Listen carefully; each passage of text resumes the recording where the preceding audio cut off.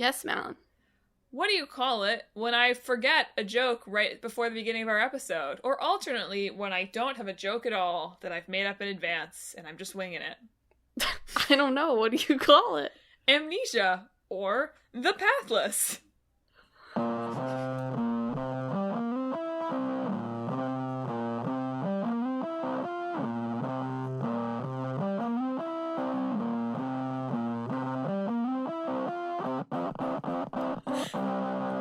Hello, and welcome to Talk This.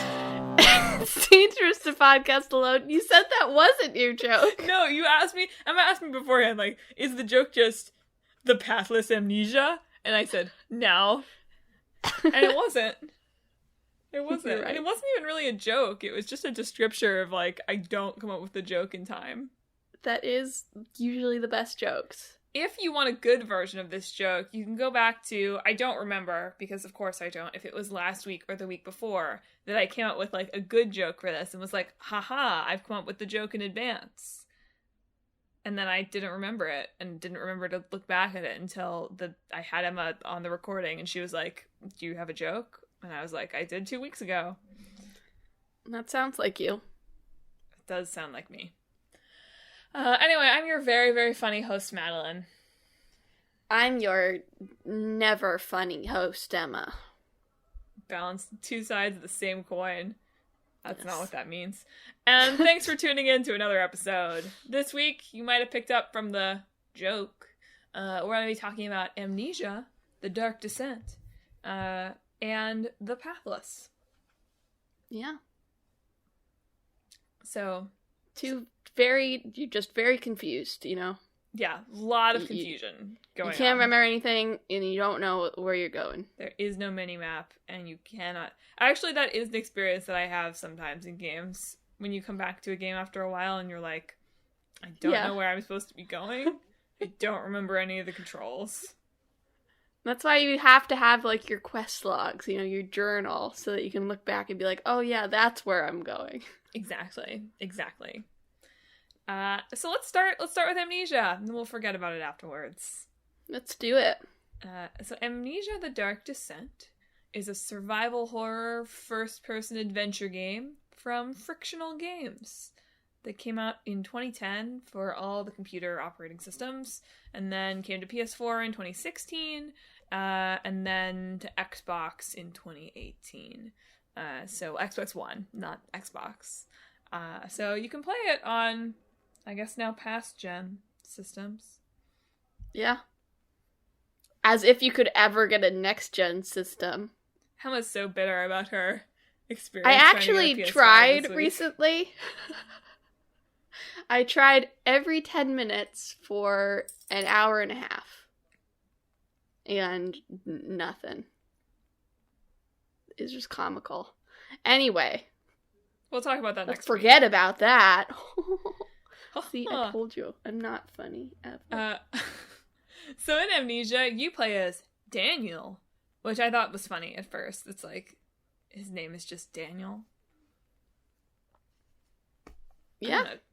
Like, not that Daniel isn't an 1800s name. It's just like, oh, like, what a... Like, Dan the man. Danny boy, as they say. But you're Daniel, and you wake up in Brennenburg Castle in Prussia, in like the 1830s, 1839, I think, something like that. Yes, 1839. You wake up with amnesia. You have no memory, and eventually, except that your name is Daniel, and like you're in this castle. Always so nice when you get amnesia, like, except you can be like, oh yeah, my name's Daniel, though. Yeah, it is kind of convenient. You know? That's just that's how fictional amnesia, like, just works sometimes. Well, it's inconvenient for people to not remember their name. It's inconvenient for a character to not have a name. But you can just, like, you know, come up with something cool, you know? Like, I'm Neil, and then it's funny when you remember that your name is Daniel. Oh, because, like, Neil... Like, yeah, I got it. Yeah. The never funny host. Just kidding. You roast me every week, so I get to do just a little. Anyway, eventually you find like a note that you've written to yourself from before your amnesia, where you explain that you've erased your memory on purpose, and there's a shadow hunting you, and you've got to kill the Baron. And there's a whole big eventual backstory to that maybe we'll get into in Madelyn's lore corner. But basically you did some spooky, scary stuff beforehand, and you wanted to forget about it. So you did. Yeah. So Amnesia was a bit of like a cult hit, I guess, when it came out. It sort of came out when people were getting kind of disillusioned with like the classic horror series of like Silent Hill and Resident Evil were sort of turning away from what people had initially been drawn to them for, like going more action-y or just not capturing the atmosphere. And then Frictional Games is like, here's a horror game with no combat and some puzzles, and everybody went wild for it. It's fun. I saw it a couple of places be like, if you really think about it, it's just a scary walking simulator in a lot of ways. In some ways. That's true. It's hard to get outside. Walking simulator, it's just hard to get outside of If people didn't like it, that is what they would call it. You're absolutely right. Yeah. That's spot on. Fortunately, people did like it. And sort of connected to our last episode, it kind of exploded inside the Let's Play scene as well, which definitely contributed to its popularity. Which was good for Frictional Games, because I believe they were having some financial troubles at the time, and like were kind of banking on this to survive. Yeah, just for context, they said like, oh, we'll release extra content if we get 2,000 pre-orders. I just thought that was very funny. That like 2,000 pre-orders was the number. The extra content turned out to be commentary, like Half-Life style. But I still thought like, wow, 2,000, like that's your stretch number. Yeah, it's very small anticipations. I think it sold much more than 2,000. It did sell much more than 2,000. For sure. And then the port that came out in 2016 also apparently sold very well. So definitely popular, transcending the kind of cult classic status once it was re-released, for sure. Yes. And the third game in the series, but the second developed by just Frictional, came out within this year. I don't remember if it was 2020 or 2021, but less than a year ago. Yeah, in October. Yes. Amnesia Rebirth. Yes.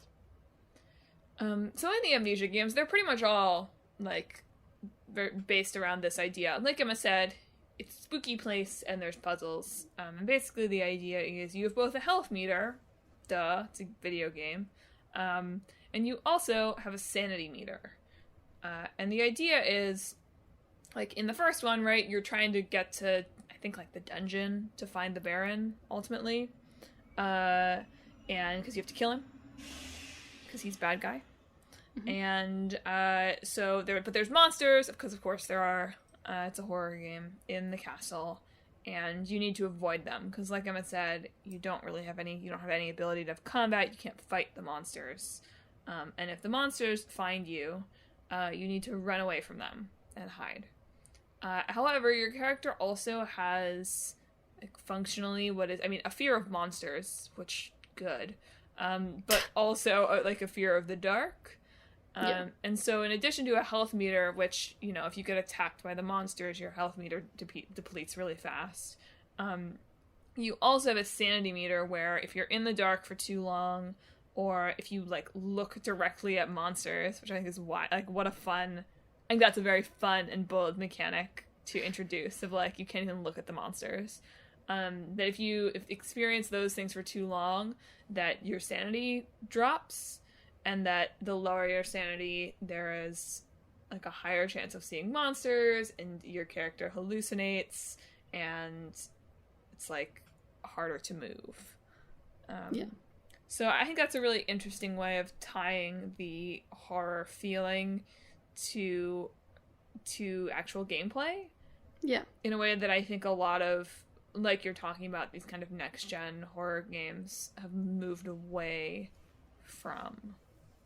Not moved away from. Although in some ways they do seem to be moving back with Resident Evil 7 and Village, which isn't 8 or is. I'm still unclear. But are a little bit more, they've gone back to like, they're in first person and they're more sort of like creepy and there's a tall lady. For sure. My impression. For sure. But here, like, the major mechanic is much more tied to the horror of it all, as opposed to it basically being an action game that's kind of spooky. Sure, yeah. There is some, it's, the sanity meter has always been a bit of an unfortunate, like, terminology. Right. I think. Yeah. And I believe Rebirth dropped that, like, they don't have, like, a specific, like, name meter. It's just sort of communicated through, like, visual and sound effects and your, like, controller vibrating, I think, too. As opposed to just having a bar to manage. So they've just sort of dropped that bar idea, even though it works the same way. Which I think is good. I think it's a good...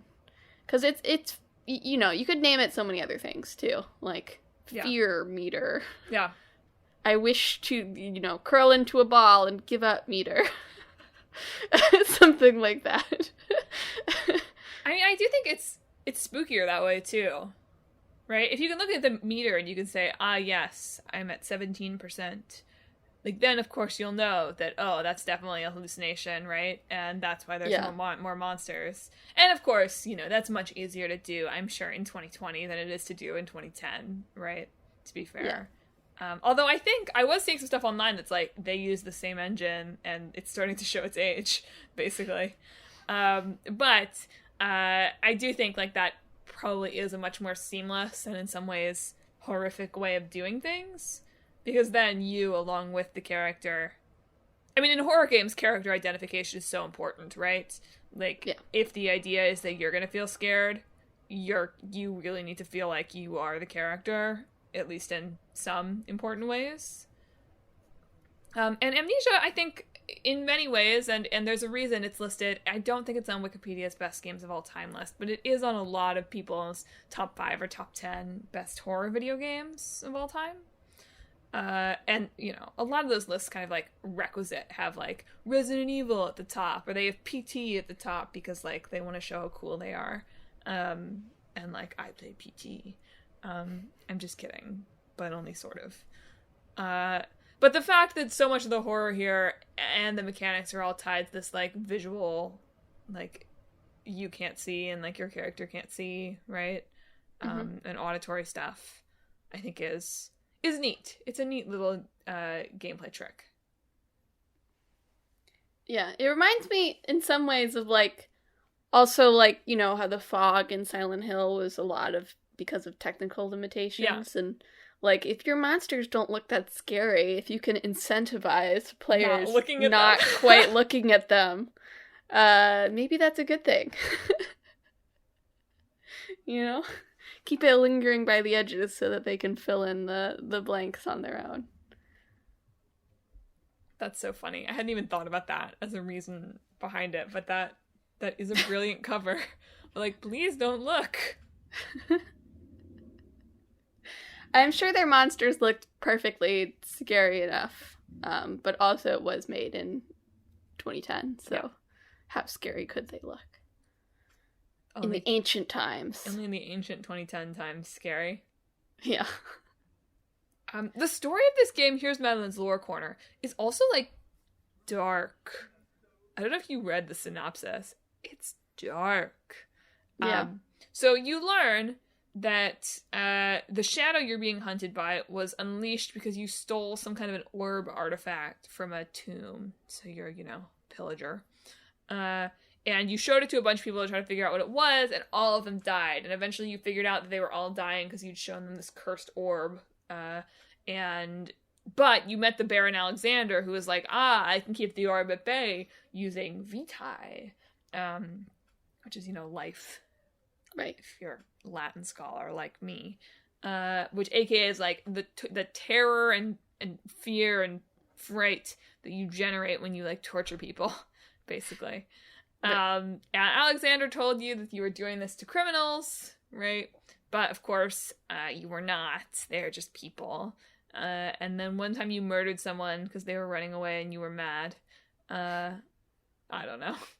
And then you felt so guilty, and Alexander was going to abandon you anyway, that you drank the amnesia. So you would feed these people amnesia potions because, of course, eventually they would get used to the torture. And so you would amnesiafy them so they would forget, and then you could get fresh terror juice. I don't know. Terror juice. So then you drank the potion because you were paralyzed by guilt, and you wanted to get rid of your memory of it. But eventually you figure that out as you travel through the palace and read more of your notes to yourself. Mm-hmm. Why you would leave notes to yourself about that when you wanted to forget it, I don't know. But yeah. It's whatever. It's fine. It's a video game. It's okay. There have to be notes. Yeah. Yeah, the first game's pretty dark. I think Machine for Pigs is even darker. The 2013 sequel, if you're not familiar. Yes. Machine for Pigs was developed in tandem with The Chinese Room, and is kind of considered the red-headed stepchild of the series, is my impression. Just because people didn't find it very scary, I think was the problem. But I was watching some video essay that featured like the last ending speech of A Machine for Pigs, and sometimes I still go back and watch it because it's that good. So there's that. I have not much context for the rest of the game, but if you want to feel like inspired and like not inspired in like in a good way, but like in a creative way, like you're reading something or watching something that's really good, go watch the ending of A Machine for Pigs. It's quite good. Alternately, if you want a weird tie-in ending, you can go watch the ending of Amnesia Justine, which was an expansion, where like you're someone like basically you're solving puzzles, but ultimately in the end it's a psychological test for yourself to see if you can still care about humanity. Which is like what a one-line elevator pitch for a game. Yeah. But if you 100% it, you get a message from Aperture Science, because it was all actually like a promotional thing for Portal 2. That's so funny. I was like, oh, okay, that came out of nowhere, but sure. Portal Extended Universe.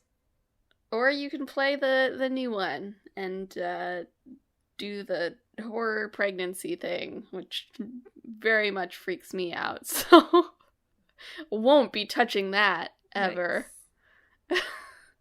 Nice. After I texted you and was like, which game should I play, and I had already committed to the Pathless, I was writing my notes up for this before we recorded.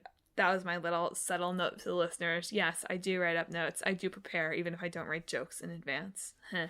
And my boyfriend was sitting on the couch next to me, and he looked over and he goes, "Oh, Amnesia." And I was like, "Oh, you've heard of it?" And he's like, "Yeah, I played it." This is my Josh voice. I was like, "When did you play it?" He was like, "Oh, like 10 years ago." I was like, "Okay, that makes sense. It came out in 2010." I was like, "What did you think?" And he's like, "Oh, I don't think I ever finished it." He's like, "I'd only ever played it like at night, because like that's when I'd play. It was too scary." Yeah, it was too stressful. He tried to backtrack after that. He was like, no, I didn't mean like scary. I meant like, of course, like, yeah, no, he didn't mean scary. He was like, yeah, it was just like I was having to play it late at night, and like I found myself not wanting to. The Frictional Games did tweet for Amnesia's like 10-year anniversary back in September a few like fun facts about like their initial pitches and their initial concept art. And you know what would have made Amnesia less scary? If they had implemented one of their planned gameplay features, trampolines. Stop that. What? Yes, though some of their planned gameplay features that never made it into the final game were sanity restoring potions, a flintlock pistol, so they were going to have some form of combat, bags of coins, inventory potion mixing, bombs that blow up walls, and trampolines. That's so funny.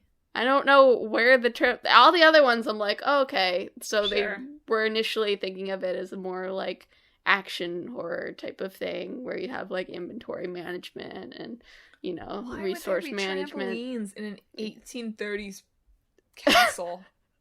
It doesn't make any sense. I think their initial pitches were also more kind of like modern day-ish, like Saw inspired too. Okay. And then Still. it moved to older times eventually. Also, their working title was Horror Cabinet, which is great. I think it really sums up what it is in the end, actually, even though it's changed from then. It's horror, and you do a lot of hiding in cabinets. But not too much, or the darkness will drive you mad. Yes. That's why the cabinet is also a horror cabinet. Well, I can't believe, like, we owned this, by the way. I could have played it. Like, I didn't buy it because I was like, oh, Emma was like, it's a horror game. And then I was talking to Josh, and he's like, oh, I think I still have it on Steam. And at that point, it was like, oh, well, we're recording the podcast now. But Still, though, it's probably still, no matter how you thought of the Pathless, I think you probably would enjoy that more. I haven't, already with the time change, I haven't been sleeping well. And I think that adding a horror game to the mix is probably not going to help. Yeah.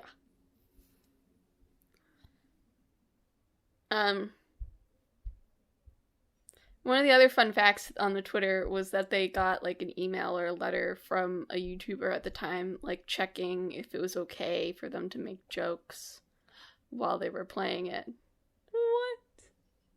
Which I thought was hilarious. What an incredibly polite request. I mean, I guess it's kind of dark and scary, so I don't know. I guess that's the reasoning there, but yeah, I can't imagine, like, writing to someone now being like, hey, is it okay if I make jokes over this? You know? What a different time.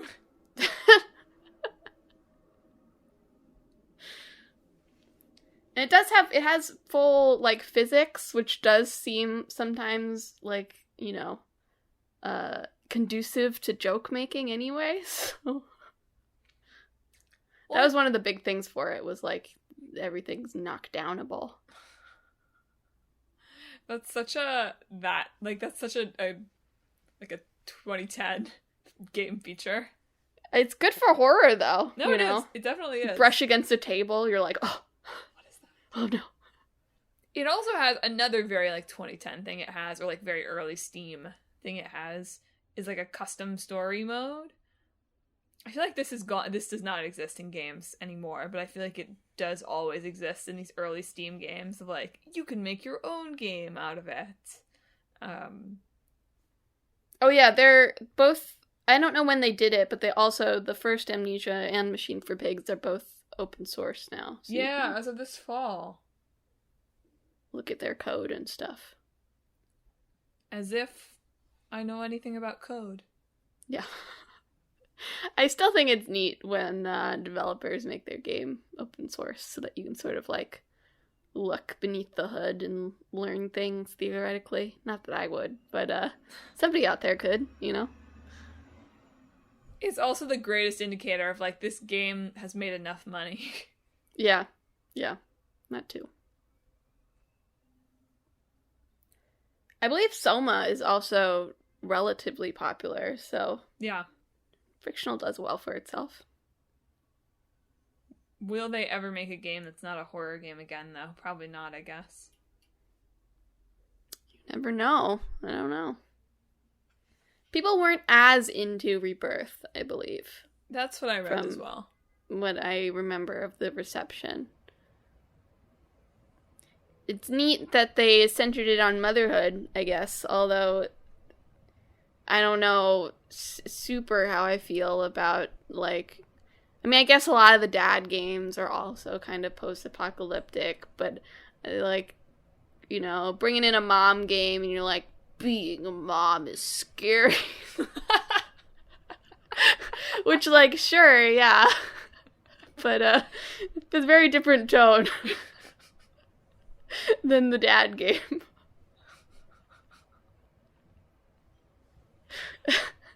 Yes. I'm glad we're starting to get mom games. Let's just diversify the genre a little. Like, in the dad game, you get, like, you know, your fully grown, like, 13-year-old child. You bond with them. Being a dad is good. In the mom game, go rapidly through the stages of pregnancy.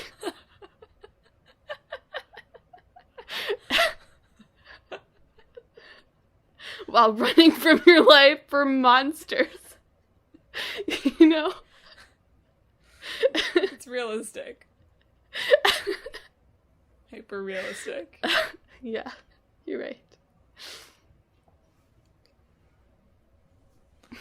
Well, are you ready to talk about the Pathless? Yes, let's move to the Pathless. Why not? Alright. The Pathless is... sort of a mom game. Because you've got a pet. Okay, fair enough. I was gonna be like, is it? No, it is. Because you know what? The eagle, you are, like, the eagle is the mom. So, like, not only are you I see. mothering the eagle, but all the other cursed animals are the eagle's children. So it's really a grandmother game. A cyclical mom game. Oh, yes. Women's stories always must be cyclical. Moms on moms on moms. The never-ending cycle of moms.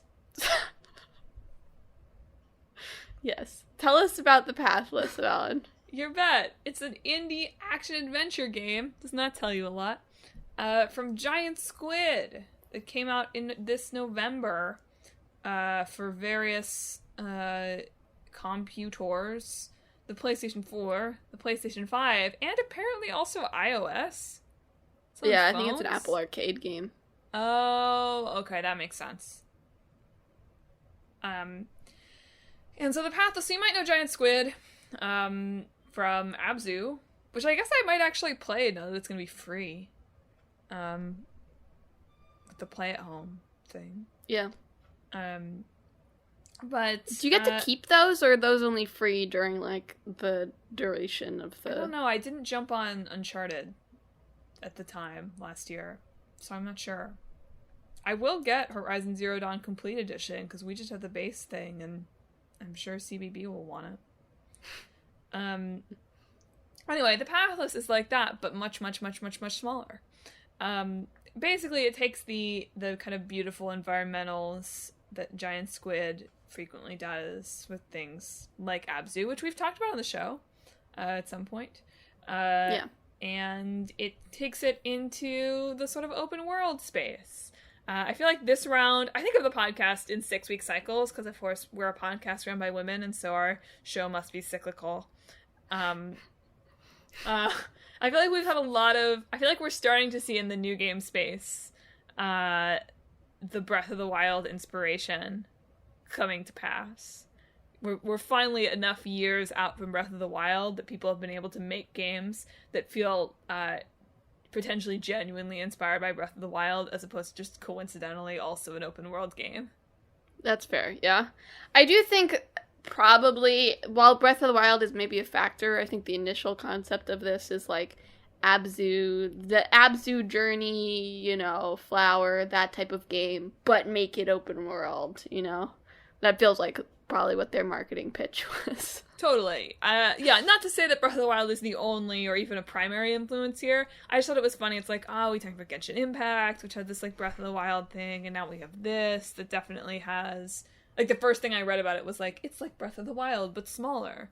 And again, I said that to my boyfriend. He's like, that sounds bad. What's his take? He's like, but smaller. Whereas to me, I heard it and I was like, oh, manageable, great. Yeah.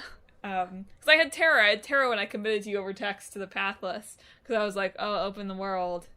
And it's like, it costs actual money. This is going to be a gigantic game, and I'm only going to get through the beginning. But it's not. It's contained. Yeah, I think it's only like you can finish it in like 5 hours if you really want to. Yeah, I'm gonna try to actually finish this one, I think. And not in like the Breath of the Wild way, you can finish it in like Right. 5 hours. Not in the Breath of the Wild where you can like hurl yourself exactly to the end. Yeah. Like actually, it's like 5 hours. So in the Pathless, you play as the hunter. The nameless hunter. You can have nameless characters. I named my hunter Daniel. You would never name a character Daniel. I wouldn't. I'd name her Hunty McHunts. Yeah, that sounds more like you.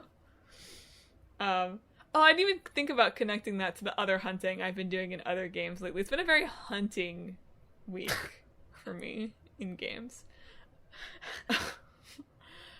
Anyway, you play as the hunter, and you come to this open world fantasy setting island that has been enshrouded in darkness. And you see this like big dead eagle spirit. It's not dead. Big darkness encrusted eagle spirit. Encrusted. I thought it was evocative. Maybe infested? No, like... Encrusted sounds like, I don't know. Whatever, shut up. Okay. Like it's crunchy. It was crunchy. Okay. And so you, basically the whole thing is like you're running around this island world and solving small puzzles with your bow and bringing light back to the world. And as I mentioned, this eagle spirit, like once you're able to revive the eagle spirit, you discover that the eagle spirit has these, I think 4... No, it said it had 5 eggs. I'm expecting that the evil thing is going to be the 5th child, but that's not a spoiler, that's just a prediction. Okay. So there's these other animal spirits that have been like polluted by, it's called the God Killer.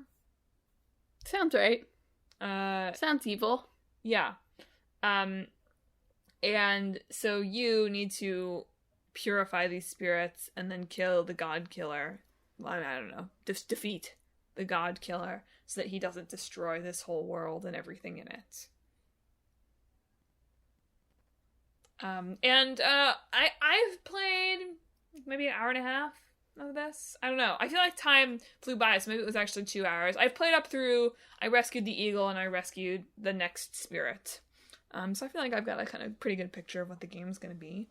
And I was thinking about this again because like the first game, well, the game I was playing at the beginning of the year, right, was Carrion, which is not at all like this, except that it made me think about like, oh, wow, people are really thinking a lot about movement in their indie games lately, aren't they?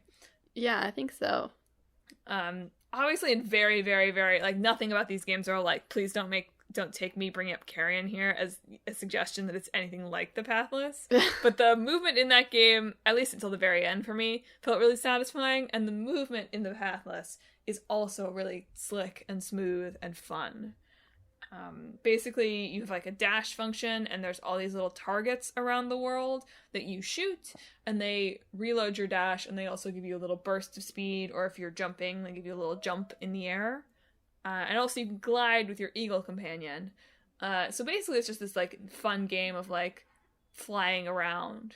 And I was initially really nervous when I saw these targets. I was like, oh great, accurate shooting. That's something that I've been very good at this week in my games, not at all. And that's something I'm historically very good at in games, not at all.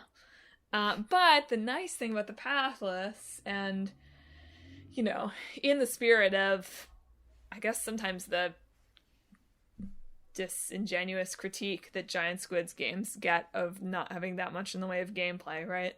But I appreciate here that there's like auto aim, so you don't actually have to aim for the targets. Your hunter character is good at hunting and can just pick them and shoot them.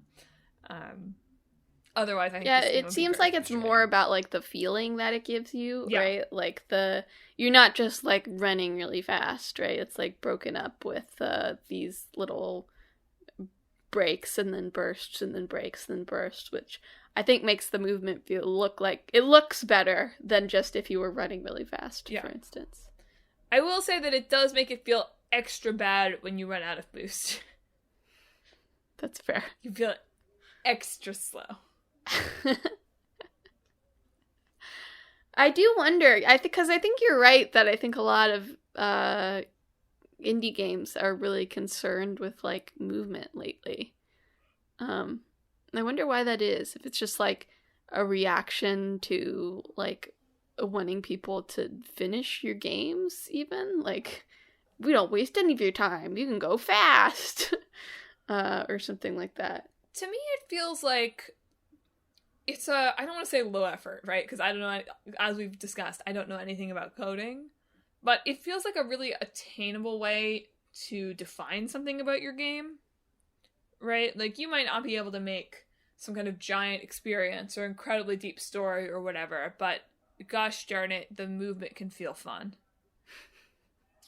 And it is something that it did grab me right away. I, in typical Madelyn fashion, found... I'm now kind of understanding how it works a little bit more, but I would have appreciated a little bit more hand-holding in the beginning about where to go and what to do. I did figure it out. It's not like it took me that long or anything, but I did do a little bit of kind of just running around, not really sure exactly what to do for a bit. And the movement being fun helped that feel a little bit less like, what am I doing? And at least I was like enjoying moving around the world. Yeah. So I get it as a, an attainable for an indie developer way to make your game fun from step one and set yourself apart a little bit. Yeah, and I guess it is like, that is the thing that a lot of like you're doing the most in games a lot of the time, right? Is moving around. So maybe it's just a good natural step to be like, okay, this basic thing that players do, how can that be fun? It's also like the only thing you do in this game. Like, even more, you make the very real point of, yes, most games are spent running around, but in this game, that's, like, that is the game, basically. So it's better feeling good. True. Because there's not a mini-map. The Right. Pathless! Wink, wink. What? Do you think that's where the title came from? Absolutely. At the end, they were like, oh god, what do we call it? You can't set a path, so, the Pathless. Well, I thought it was kind of funny because Brian. it's like the whole time you're following these paths of targets. So on the one hand, it's like, well, this whole game is about paths. On the other hand, there is no mini-map. And all but you do have, like, some sort of, like, vision that you can trigger. Yes, right, so you do have, I think it's spirit vision, which is, the only way to figure out where to go at all, because it'll, like, light up where the evil towers that you have to purify are, and where the, collectibles that give you more bird flaps are, that kind of thing. It also doesn't, all the reviews make a big deal out of this. I feel like this is so trendy right now to have thoughts on fast travel. I feel like fast travel in open world games is having like a think piece kind of a moment. Or not a think piece, just a people have feelings about it kind of a moment. I think with the PS5, it was the PS5, right, coming out, and it particularly kind of prioritizing that as a feature. The activity cards, you mean? Maybe, I don't know. I don't have a PS5. They have, like, these things that pop up that, like, tell you, like, what your missions are currently, if it's integrated, and then you can, like, click on it and it will bring you there. Yes, that is what I'm talking about. Yeah. So the Pathless, despite being a PS5 game, does not have either any kind of minimap or any kind of fast travel, which would normally irritate me, I think, in a game like this, because generally I don't have a lot of patience for just running around open worlds. But again, oh man, one time I went up to one of these very tall, this is where the Breath of the Wild thing comes in, right? It's like some of these towers are just like very tall towers, and then you like glide down from them. And it's like, oh, okay, who's that inspired by? Assassin's Creed, you might say. Yeah. Okay, but Breath of the Wild, though. Ubisoft. Yeah. And like from one of those, I glided down on my bird, and because I was going to another tower that was far away, I decided to just see how far I could keep myself gliding in the air. And that was dope. That was the most fun I've had playing it so far. It was just like, how far can I glide? overall, it's a puzzle game. Kind of weak here at Talk This, because the Pathless's other gameplay is just like, you shoot some arrows and you do some pressure point puzzles with your eagle. I think that I'm making some of these puzzles more challenging for myself than they ought to be. I need to remind myself to look for the easy solution, but before I try to force the hard solution. I've been trying to make some just insane jumps to get things someplace, and I was like, oh, I can just send my eagle from the top. Yeah. But I'm learning. You're too big brain. It's Got true. a small brain. There are also some boss fights, right? When you purify the animals, I assume each time there's going to be a boss fight. That was kind of neat, too, because it was kind of a chase sequence. That was kind of dope. Yeah, I think they're different. I've seen footage of like a sort of stealth sequence one. There's that too. I accidentally walked into that and didn't know what was going on. So if you walk into the boss area before the boss is ready to be purified, like your eagle gets separated from you basically, you need to make it back. And you need to avoid being seen in the lights. I did manage to avoid, the way you do that is you don't move when its light is on you. I did manage to avoid moving when the light was on me. I didn't reckon for the fact that if it walks into you, you will also die. That does kind of make sense. But I didn't move. It's a spirit. She just walked through me. I don't know. I think if I felt something going through me as a spirit, I might be like, huh? Can spirits feel that, though? Come on. A lot of unanswered questions.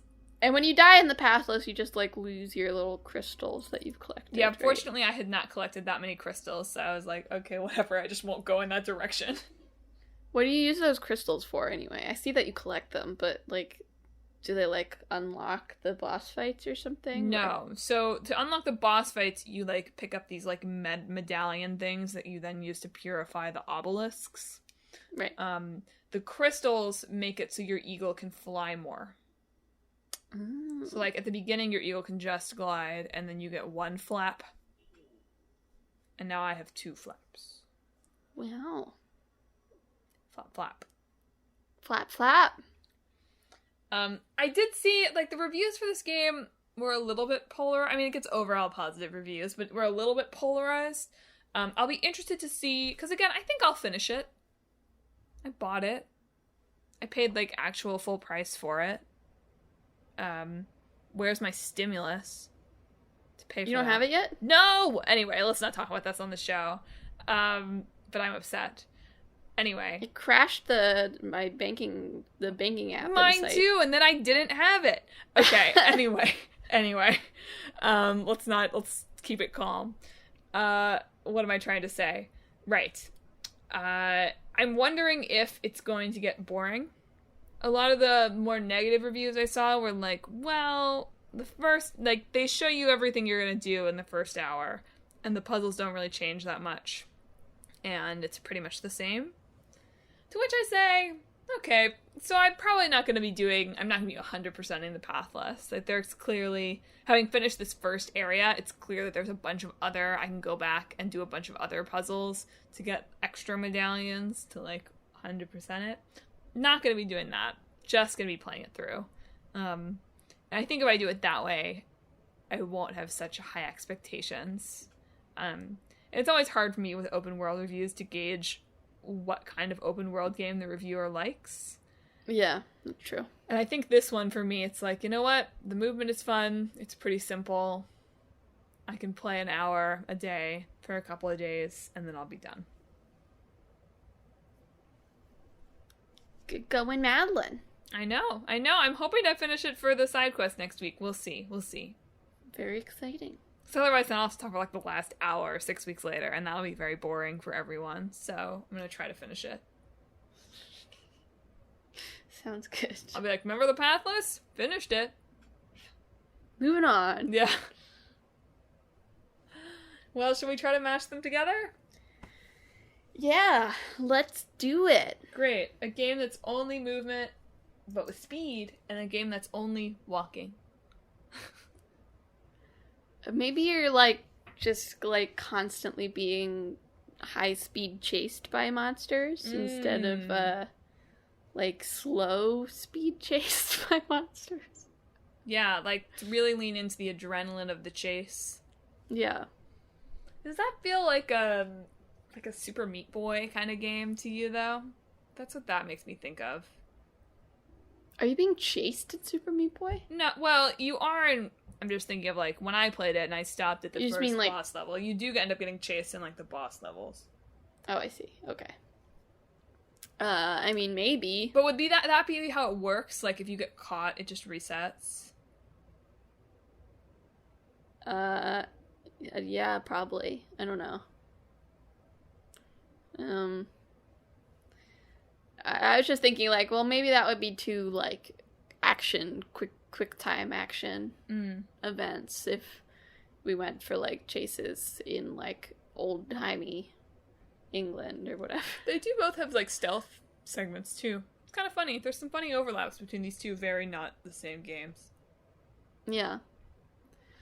I just don't... I like the concept of being chased, like, fastly by monsters. But I don't know how you would implement that into, like, an actual sort of horror game thing. Does it need to be interspersed, or does the chase need to be the whole game? It feels like it would have to be interspersed, because otherwise, like, how long is that chase? Yeah. You know? Yeah. And how long is the game? Is your game 20 minutes long? Because I don't know if you could do a chase longer than that and live. I'll admit... Unless it's like Temple Runner. You would make Temple Runner. We've invented Temple Run. Great. Spooky Temple Run. I wonder how Temple Run's doing. I wonder. They should make an Amnesia spinoff for it. Amnesia Stop Run. it. Okay, let's figure out an objective, right? The objective can't just be running away from monsters, right? What's the story of this game? I think that'll help. Well, I think you have to have amnesia. Okay, great. I think that has to carry over from Amnesia, because that's just... It's the title. It's the title. It's the game. You've got amnesia. Yeah. Okay. So there's that.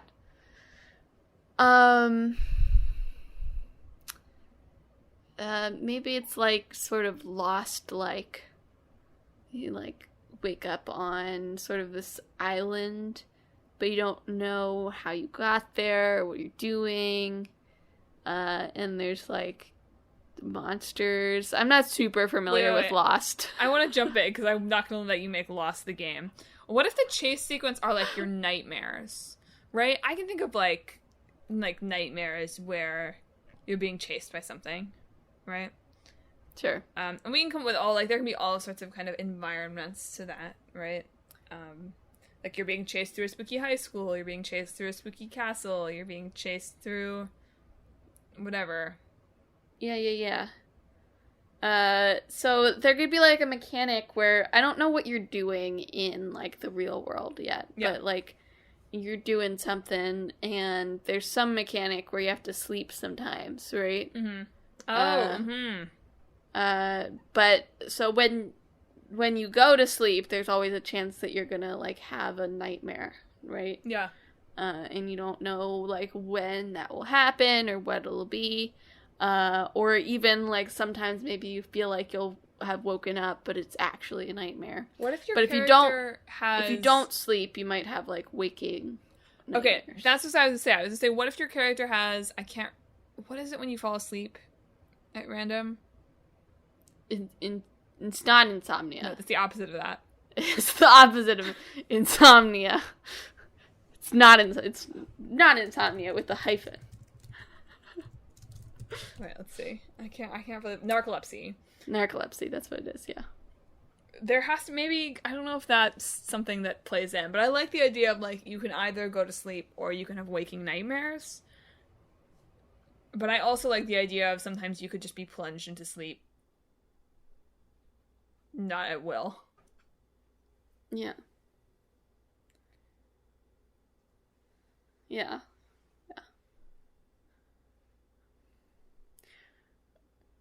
Or maybe you could make it sort of like a neater thing. Mm-hmm. Like, so sleeping space is kind of like scarce, maybe. Mm-hmm. So you have to like make sure you're making it to the sleeping spots. Right. That makes sense. Or you'll have a nightmare. Yeah. For instance. Yeah. So that encourages still like being speedy even when you're not in the chase sequences. Yeah. I still don't know what's going on. In the real world, you have to be trying to recover your memories. Yeah. Do you have an eagle friend? Sure. But it turns out the eagle friend is you. I think I made it a comedy. Oh no. Okay, like, yeah, no, you're like battling. Maybe in the end it turns out it was a dream within a dream all along. And you like wake up from a coma and you remember who you are. That would be the end. That'd be the end twist. At the end, you aren't asleep, but like the nightmare stuff starts happening, and that's when you realize that you've been in a dream within a dream the whole time, and then you wake up. And when you wake up, it goes from computer graphics to live action footage. And then it crawls out of your TV screen. And then Leonardo DiCaprio spins the top. Yeah. And it wobbles just a little. And then it cuts to credits.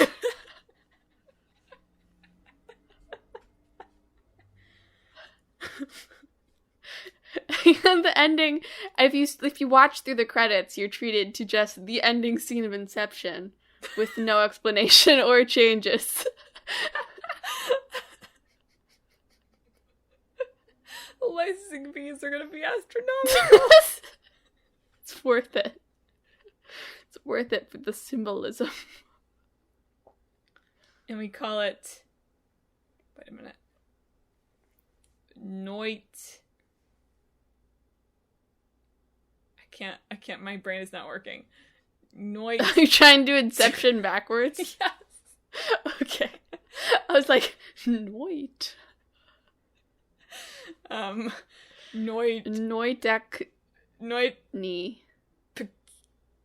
Wait, Noit to peck... Why is this so hard? There's too many letters. Noit to peck knee. Noit Petney. Yeah. Noit Peckney. Yeah. There you go. Perfect. Other than the... Everyone would be speculating, like, what does this title mean? And then they realize it's just Inception. Great. Good. We got a winner No, here. I think other than the licensed video clip at the end, other than the licensing rights for Leonardo DiCaprio, I think that it works. Cool. Nice. Well, folks, thanks for tuning in for another episode of Talk This. It's dangerous to podcast alone. Or to come up with these game ideas, apparently. Be a horror cabinet. Horror closet? Horror cabinet. Horror cabinet. If you liked the show, I've got a whole rundown of ways you can get more Talk This content. The first of which is you can find us on social media.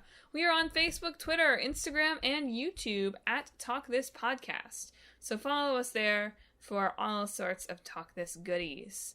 And you can also visit our website, www.talkthispodcast.com, where you can read all about the show, check out the games that are in the hat that Emma's about to pull from, and read our blog featuring long-running series Clickbait Boyfriend and Split Screen. Finally, you can subscribe to the show. I was so excited I couldn't even say it. You're on Apple Podcasts, Google Podcasts, Stitcher, TuneIn, Spotify, Pandora Podcasts online and on the app, Overcast, Pocket Cast, wherever you can find podcasts, you can find Talk This. So Emma, do you have the hat pulled up? I do. Let's do it. So next week it'll be a side quest. I'll talk about that in a minute. But in 2 weeks, what old game will we be talking about? We will be talking about Skyrim. Nice. Oh, I'm going to have to boot it up again. CBB is going to be so pleased. Get it on your refrigerator. Can you play Skyrim on your, refrigerator screen now? There was like at least like a joke trailer about it. I don't That's know funny. if it ended up being real. That's but hilarious. yeah. All right, Skyrim. And our new game? Also Skyrim. Our new game is BPM bullets per minute. I've heard of that, I think. It's a rhythm shooter game. That'll be fun to mash up with Skyrim. That's gonna work great. All right. Well, next week, it's a side quest, and it's the end of our 6 weeks. So, I can't believe it. I literally can't believe it's the end of the 6 weeks. I I have to play some games. I had to check that I hadn't finished Trails of Cold Steel more than 6 weeks ago because it felt like it was so long ago. Oh, good. More Cold Steel content. It's done, though. Stretched out a lot less long than I think 1 and 2 did. So tune in next time for Emma's thoughts on Trails of Cold Steel 3, my thoughts on Yakuza 5, and various other games that we are also playing. The final thoughts about the Pathless, hopefully, if I can stick to my leisure schedule. What? Nothing. Just, I have one too, so I'm not making fun of you, but there's something so funny about the words leisure schedule, you know? This time, I'm relaxing in this way, and I have to.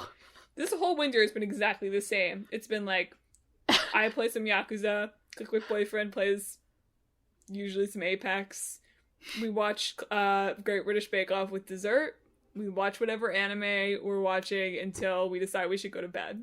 That's been the whole winter. That's all we do. Sometimes we have second dessert. Schedule. What's your leisure schedule, yeah, listeners? Do you have a leisure schedule? Have you played either the Pathless and enjoyed the movement, or have you played Amnesia and pooped yourself as all of your comments about it? Please don't share that with us. I don't want to know. Well, folks, thanks for tuning in. Emma, do you wanna start us off this time?